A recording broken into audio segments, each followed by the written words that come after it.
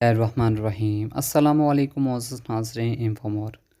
ہمارے قریب کے دیہات کا ایک واقعہ ہے۔ ایک نوجوان جس کی تعلیم بھی نہیں تھی اور شکل بھی نہیں، یعنی شکل بھی عام سی، عقل بھی عام سی اور تعلیم بھی نہیں تھی۔ اس کی ایک خوبصورت کزن تھی۔ اس نوجوان نے کہا کہ میں اپنی اس کزن سے شادی کرنا چاہتا ہوں۔ چنانچہ ماں باپ نے بھی ادھر زور دیا۔ لڑکی والوں نے لڑکی سے پوچھا تو لڑکی نے تو شروع میں ہاں کہہ دی۔ نکاح ہو گیا، رخصتی بھی ہو گئی، لیکن جب وہ آ کر اس کے پاس رہی تو اب اسے پتہ چلا کہ یہ تو پکا جاہل ہے۔ وہ سوچ میں پڑ گئی، نہ عقل ہے نہ شکل ہے، زندگی کیسے گزرے گی۔ چنانچہ اس لڑکی نے دل ہی دل میں اس نوجوان کو ناپسند کرنا شروع کر دیا، مگر خاموش رہی۔ شادی کے 3-4 دن بعد عام طور پر دلہن اپنے ماں باپ کے گھر جاتی ہیں۔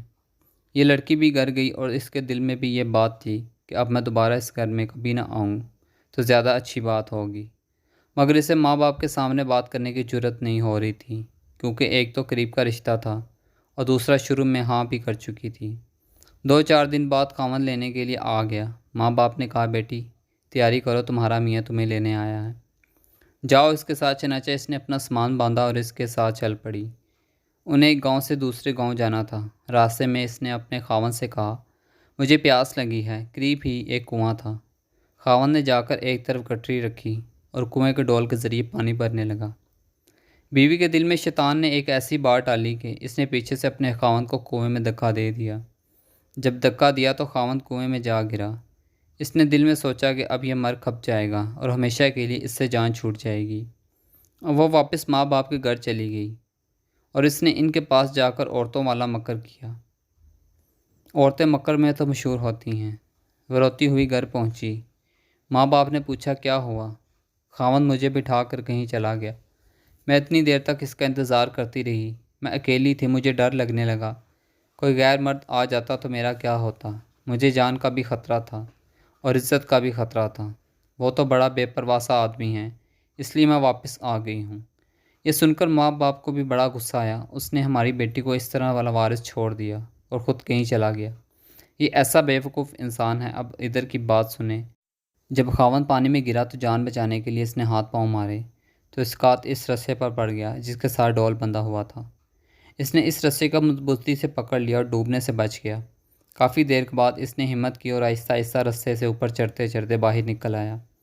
باہر نکل کر اس نے سوچا کہ میں کیا کروں۔ اس نے دل ہی دل میں کہا مجھے توقع نہیں تھی کہ میری بیوی میرے ساتھ ایسا معاملہ کرے گی۔ کوئی بات نہیں، میں دوبارہ چلا جاتا ہوں۔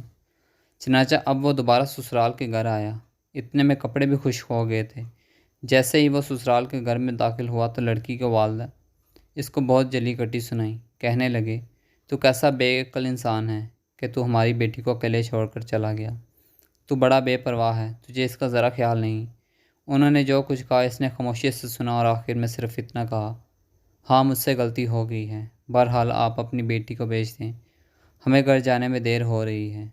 جب انہوں نے دیکھا کہ یہ بہت شرمندگی کا اظہار کر رہے ہیں تو انہوں نے پھر بیٹی سے کہا کوئی بات نہیں، اب تم چلی جاؤ۔ اب بیٹی تو چل پڑی، لیکن اس کے دل میں ایک بات بار بار آنے لگی کہ اگرچہ یہ ان پڑھ تھا، اگرچہ یہ بے عقل تھا، شکل اچھی نہیں تھی، مگر اس نے میرے ماں باپ کے سامنے میرا عیب تو چھپایا ہے۔ اس کا دل بڑا ہے نا، اگر یہ میرے ماں باپ کے سامنے میری حرکت کھول دیتا تو میں تو ماں باپ کو کبھی چہرہ دکھانے کے قابل نہ رہتی۔